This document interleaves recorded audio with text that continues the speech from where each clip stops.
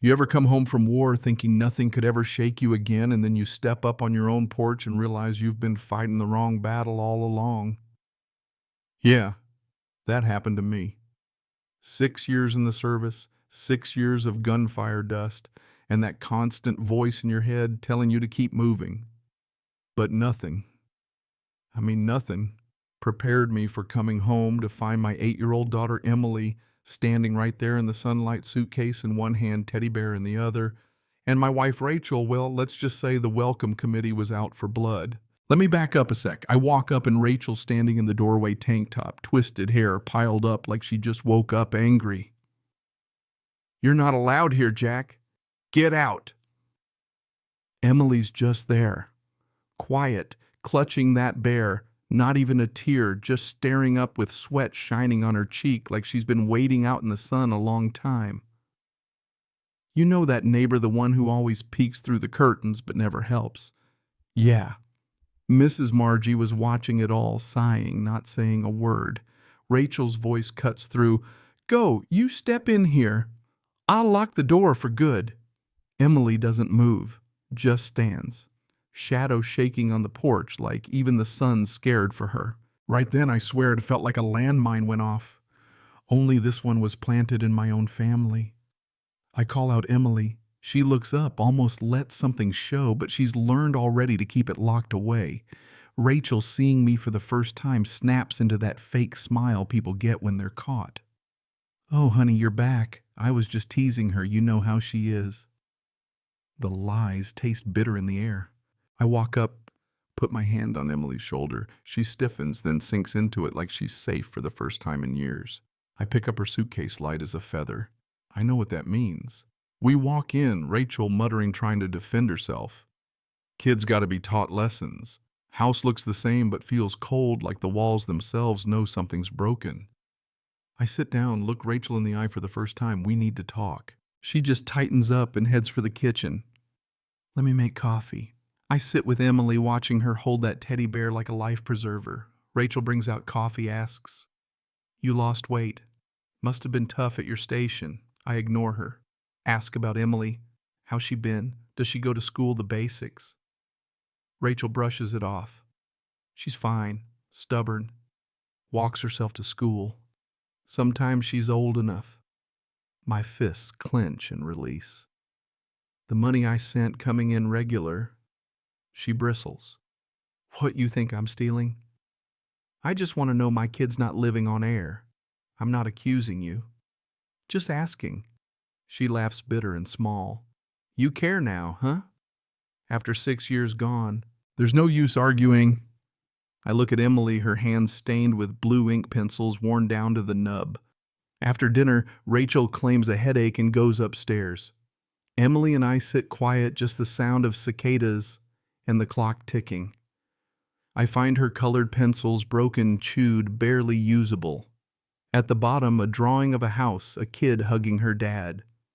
Emily whispers, "Mom said drawing's a waste. Won't buy me more." I put the box back, run my hand over her hair, wishing I'd been there all along. That night I sleep on the sofa. Past midnight I hear soft footsteps.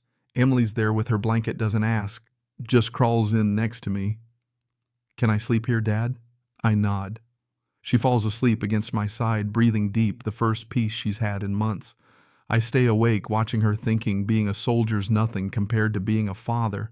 Next morning, Rachel wakes early, puts on the happy wife routine, cooking eggs and toast, talking nonsense at breakfast. "Emily, do you want to change schools?" The kid just stirs her milk, looks to me for help. "She's fine where she is," I say. Rachel drops it, fake smile flickering. I take Emily to town, stop at a little bookstore, buy her new pencils. On the way back, run into Mr. Walter, our old neighbor, retired cop. He sees us, nods. "Glad you're back, Jack. The kid'll be better off." Won't say more, just pats my shoulder, gets in his truck. Rachel leaves that afternoon, out with friends. Emily tells me quietly, "Sometimes when I wake up, Mom's not home yet. That's when I know it's time to act." I check the bank records. Every cent I send home is gone, withdrawn, spent. House is empty of everything but air and old wounds. Then Megan Ellis, Emily's old teacher, stops by with some books. She waits till Emily's gone, then says, I worried about her, but nothing I could do. No proof. She never complains, just goes quiet. Megan leaves me with one thought. Emily doesn't need a perfect dad, just someone who stays. That line sticks with me. That night I call a family dinner. Rachel acts like it's normal, sets the table with spaghetti and candles. Emily sits between us, not touching her food. Rachel promises, this weekend I'll take you to the park. Emily just nods, rolls her noodles, eyes empty. Rachel keeps checking her phone, sneaking out to the balcony, never really present. I write Rachel a letter after, tell her I've been gone too long, that I see her now, really see her. But the words are for me, not her. Sometimes you write just to anchor yourself. The next day, storm hits, rain pounding down. I get a call from Megan. Jack, have you seen Emily? She didn't get picked up from school. My heart nearly stops. Rachel's home, but she thought I picked Emily up. I tear through the rain, asking every guard, every shop owner. Finally find Emily soaked, huddled under a warehouse eave, waiting for someone who never showed. I just hug her, both of us dripping, and promise right there I won't ever leave her alone again. That night I put divorce papers on the kitchen table. Rachel doesn't cry, doesn't fight, just stares at the line, unable to continue due to differences in raising children. She says, You really decided? I nod. I'm not done yet, she says, like it's a threat. I just go to Emily, tuck her in. 3 weeks later, the court rules full custody to me. Rachel loses it in the courtroom, tries to grab Emily, screaming. 2 officers hold her back while Emily buries herself in my chest, whispering, Dad's here. That was the end of one chapter. We move to Asheville, to my mother's place. Margaret's house smells like bread and safety. She hugs Emily. Here you can draw as much as you want. Emily starts drawing again, fences, houses, hands reaching.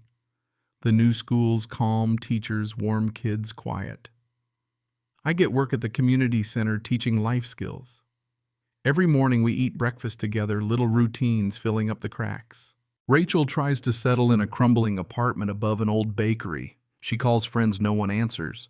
Sits in the park, reads a letter Emily sent her, and finally lets herself cry. Not rage, but the deep, real kind. Emily, meanwhile, writes letters she may never send, draws birds flying toward the light. Tells me one night I think I forgive her. I just pull the blanket up, smile, knowing that's her way of letting go. Late that fall, Rachel shows up, hair a mess, coat torn, face hollow. I just want to see Emily. She stands at the door, apologizing, crying. Emily steps forward, puts a hand on her mom's shoulder, says, I'm not angry. That's it. Rachel leaves, but she visits, sometimes brings gifts, never stays long. Emily keeps her boundaries, but there's no hate left. Life's quiet, normal, even happy.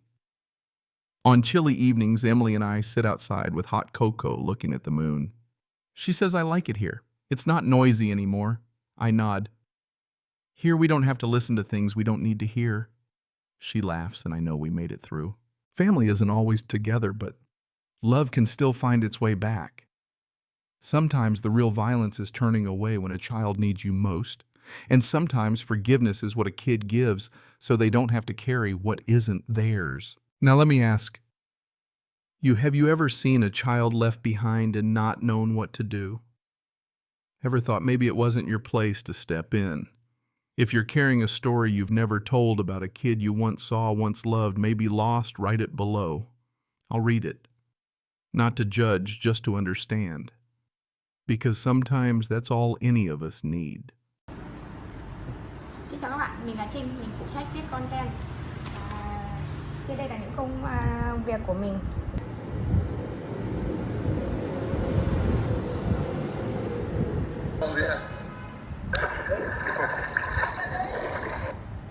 Next one? Alright. Thank you, man. Hey, if you guys have any trouble, let somebody know. Please. After the tree to hold on to. Yeah. Yeah, use the fence.